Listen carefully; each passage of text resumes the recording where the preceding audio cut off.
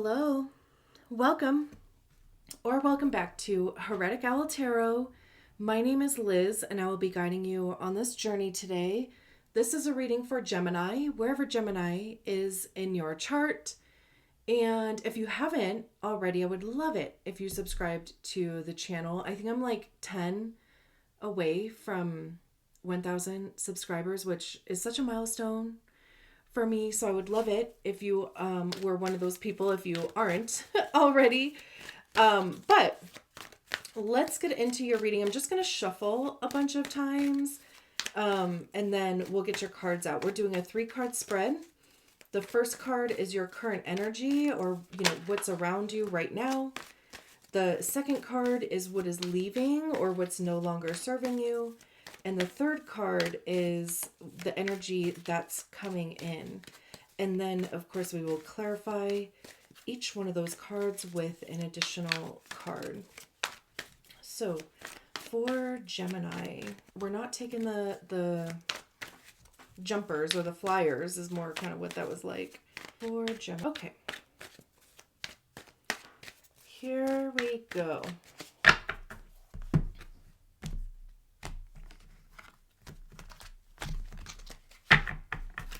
Current energy, the 7 of Wands.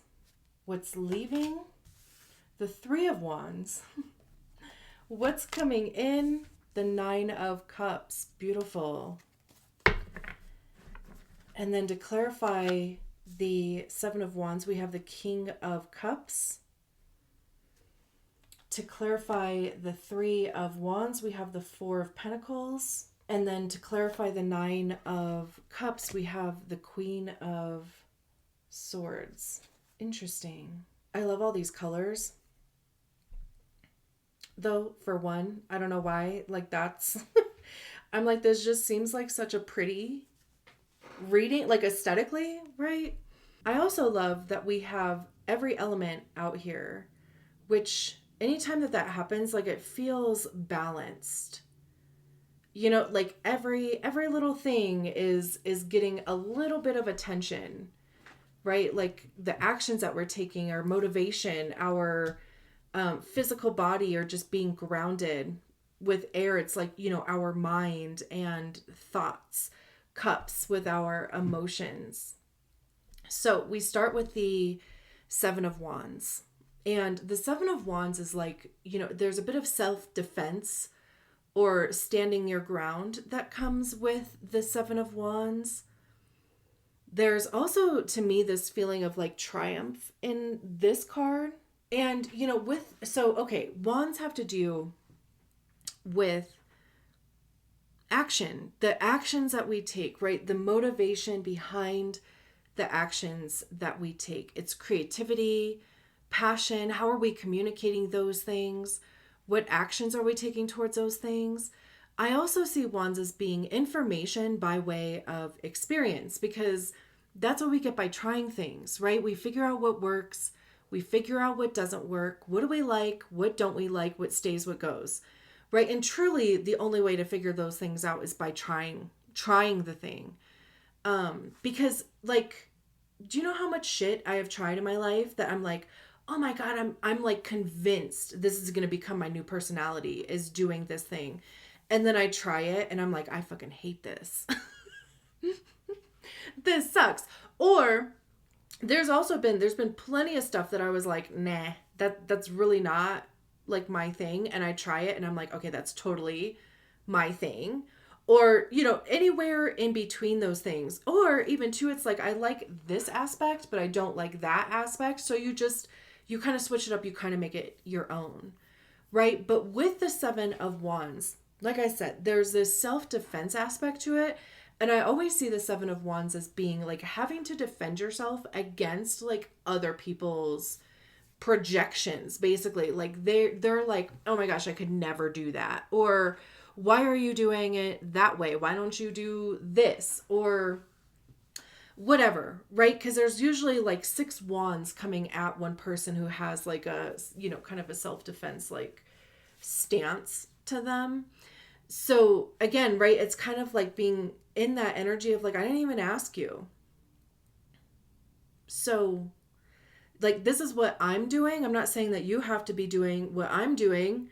That I'm just doing it this way. Or, like, these are the things that I have an interest in. This is, how I'm expressing my creativity. This is how I'm following my passions, right? And especially too with it paired with the King of Cups, it's like there is this emotional maturity that is coming out of this whole experience. And what is also like so interesting too is that I just heard as above, so below, because this unicorn is like standing on top of this rock, or, it almost kind of feels like a mountain, right? And then the King of Water would be underwater in the ocean. I'm thinking, right? So it's like at the tippy top as above, right? But also as below. So even just the whole like balance thing that I was talking about before, it really does feel like you are trying to find like your own thing, whatever that is. It could also even be too like having to defend the way that you feel, or being very protective over the way that you feel, like maybe only sharing that with certain people, because maybe it's like a new thing for you. Kings are the highest expression of the suit, right? They oversee a kingdom. People look to them for guidance. Cups have to do with our emotions. How are we feeling about everything, right? Like, how are we feeling about ourselves? How are we feeling about our lives? How are we feeling about our futures? How are we feeling about our pasts? Our pasts? Past? Yeah. Mm-hmm. Are we giving ourselves grace? Are we giving other people grace? Are we being compassionate both to ourselves and to others? Right? Like, what is your relationship to your intuition? Again, like, are you being very protective of your intuition? This could be too,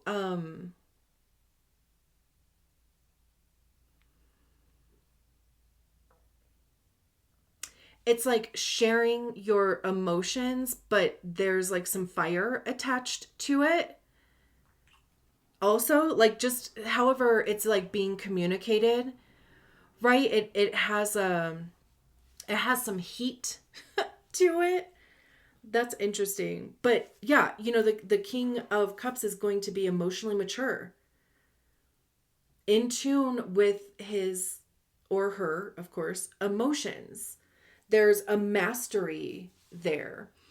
And again, right, like even being connected to your intuition. There's this little fish down here, if you can see that. That to me feels like a message, but it's like an intuitive message. Like, maybe you have been seeing an animal, a bug, an insect, a fish, like just something that it's like a repeated image. I would Google it, like Google what the totem is, like what the meaning for that thing is, and see if there's a message there for you. But also, if you do keep seeing something, right? Like, let's just use a fish. Like, if you keep seeing the same type of fish, like a goldfish, and just, you randomly look over at the grocery store and you see, a box of goldfish crackers, or a logo or something that has a goldfish on it, right? Like, whatever thought you were just thinking 5 seconds prior to that, or whatever you think as a result of seeing that, that's a message for you also. And then we have the Three of Wands and the Four of Pentacles as what is leaving. And it almost kind of feels like, to me, like, because the Three of Wands is about starting to take action, right? So we start with the Ace of Wands, which is like a spark. It's, something new, feeling that, excitement to try something, to do something. The Two of Wands is planning for the future. It's like, okay, what possibilities are there? Like, what are the things that I want to do first? It's like setting up that plan, right? The Three of Wands is implementing that plan. It's like starting to take actions towards that thing. I mean, we can even see that they're like in this little shell that's like floating. But okay, the Four of Pentacles is about holding on too tight. Like it's, trying to have too much control on things. It's like, being worried about your bank account. So like you keep putting money into your savings, right? But like you won't allow yourself to take any money out of it. 'Cause you're kind of like, like I'm too afraid of like, I'm not going to have enough. It's like where that lack or scarcity mindset starts. And then we go to the Five of Pentacles, which is the lack and the scarcity mindset. I know we don't have the Five of Pentacles out here, but this is how it like gets started, right? Like again, just holding on too tight. So this pairing together, it's like not releasing the rope from the, okay, I'm trying to use like a boat analogy, and I don't know like the terminology for it, because let me see if I can show you. We have this figure in the Three of Wands that's in this shell. It kind of looks like it's floating, right? But they're like looking at us, and they're kind of like, can you let go? Like I can't go anywhere if I'm still tied to the dock or whatever, right? And the Four of Pentacles is like, like I don't know if I want to like untie from the dock, because the dock is my sense of security, right? Like I don't know if I can get myself back to the dock or whatever. Well, like why would you want to come back to that dock anyway? And especially too if the Nine of Cups is out there, like wish fulfillment, having your desires met, being happy. It feels like waiting for something. Like there's a sense of accomplishment here in the beginning with the current energy, and then in what's leaving, it's like it's almost kind of, like if that accomplishment was, or if you achieved that goal, right? It's kind of like there is more beyond that, clearly, with the Nine of Cups. But it's like this has been the focus for so long. Like the goal has been here for so long, and if you reach that goal, it's like you just want to maybe even sit there for a second and acknowledge that. But there's this energy of like, no, that was only just like a stop on the journey. That's not, there's more. And what it actually showed you is, first of all, that you're capable. First of all, that it's possible, right? Like even though there was, an anchor kind of tying you down here, since I don't know why I keep using a boat analogy, but whatever, it keeps coming up, so I guess I'll roll with it. Even having the anchor cast, you got there maybe, slower than anticipated. You still got there. However, though, there's more beyond that, because what's coming in is the Nine of Cups and the Queen of Swords, which is air energy too. I don't know if it's specifically Gemini. No, it's Libra specifically, but it is air. So, it's Libra, Aquarius, and Gemini. But this almost kind of feels like proving something to other people, right? Like if the motivation was to prove to other people something, this could be saying that that's been holding you back in some capacity, or not even holding you back necessarily, because obviously like you have gotten to a goal here. It's just that it maybe took a little bit longer, but also, there was a lesson in there for you to learn. So it's not bad at all.